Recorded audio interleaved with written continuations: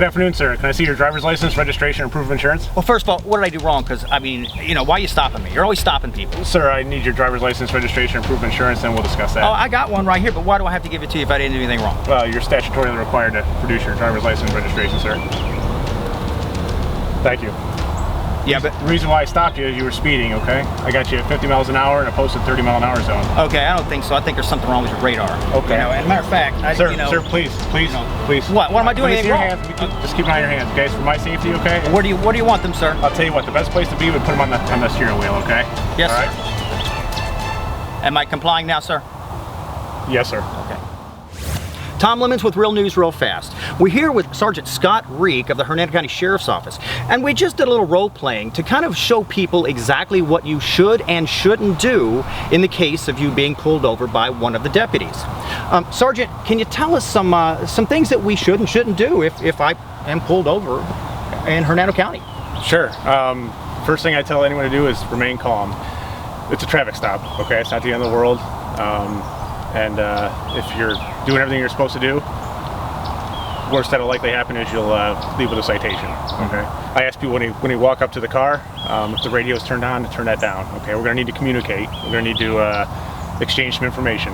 Okay. I'm going to ask you for your driver's license, registration, and proof of insurance. Okay. That's statutorily required for you to provide. Okay. And a lot of people argue that point. They say, well, you don't have to show your ID, but they do actually, right? That's true. The law is clear about that. They need to produce that, and all arguing about that insignificant point is just going to delay everything.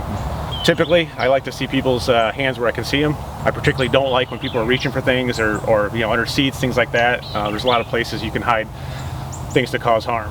If it's nighttime, turn the dome light on. Doing these things, it's a little bit of courtesy, but like I said, it shines you in a good light, even literally in this case, and we know what we're dealing with a little better. Should people immediately roll their windows down too, especially if they have tinted windows? It certainly helps. You know, one of the reasons that tint laws exist is so we know who's in the car.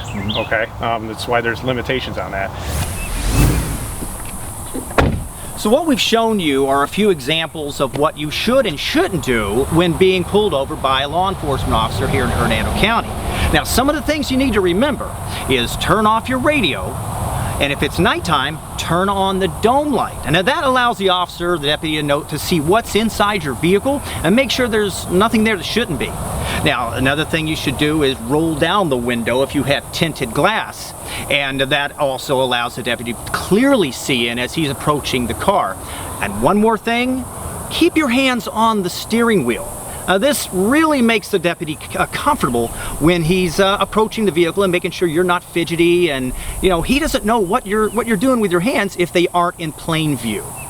So remember these tips, and your interaction with a law enforcement officer here in Hernando County should go smoothly. I'm Tom Lemons with Real News Real Fast.